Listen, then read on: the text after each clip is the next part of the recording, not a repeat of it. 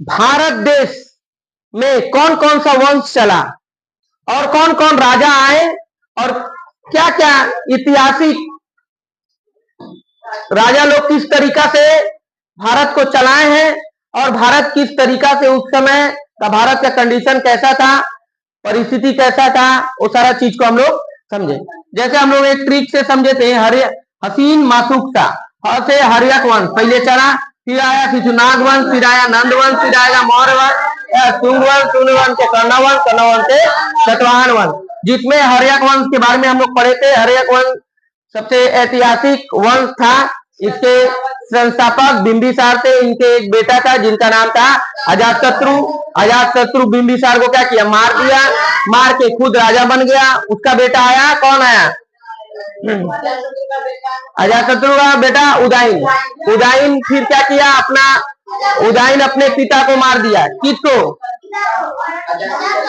अजातशत्रु को मार दिया। फिर उदयन जो है, उदयन का एक बेटा था नागदशक।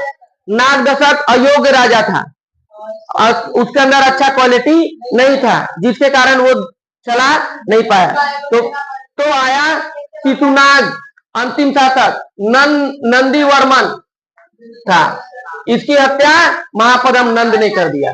शिशुनाग वंश का अंतिम राजा कौन था, नंदीवर्मन। ठीक है, नंदीवर्मन का हत्या कौन कर दिया, महापद्म नंद। अब महापद्म नंद जब कौन सा वंश चलाएगा, नंद वंश। कौन सा वंश चलाएगा, नंद वंश। किसको समझ में आया इतना दूर है? इसी तरीका से दिमाग में पूरा सेट करते हुए जाएगा। देखो, इतिहास को कहानी की तरह पढ़ेगा तभी समझ में आएगा बाबू। तुम सोचेगा कि हम उसको बीच बीच में से इधर उधर से पढ़ते रहेंगे तो समझ में नहीं आएगा। फिर जैसे ये वंश खत्म होगा, इंडो ग्रीक आएगा। फिर भारत में ये जाति का सब मध्य भारत से भाग भाग क्या, ISP के कौन आएगा, ISP के। आई यानी इंडो ग्रीक, एस यानी शक वंश, सी यानी पल्लव वंश, के माने कुषाण वंश। ये लोग सब क्या करेगा, मध्य एशिया से भाग के आएगा। सब बाहर से भाग भाग के आएगा भारत में। कहाँ आएगा, भारत में। देखो, नहीं वो बोलना सही नहीं है, गलत हो जाएगा। इस वंश के संस्थापक महापद्म नंद थे। कौन से वंश के संस्थापक थे, महापद्म नंद।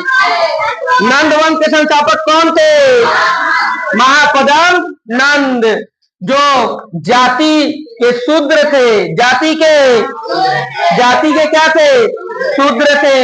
इन्होंने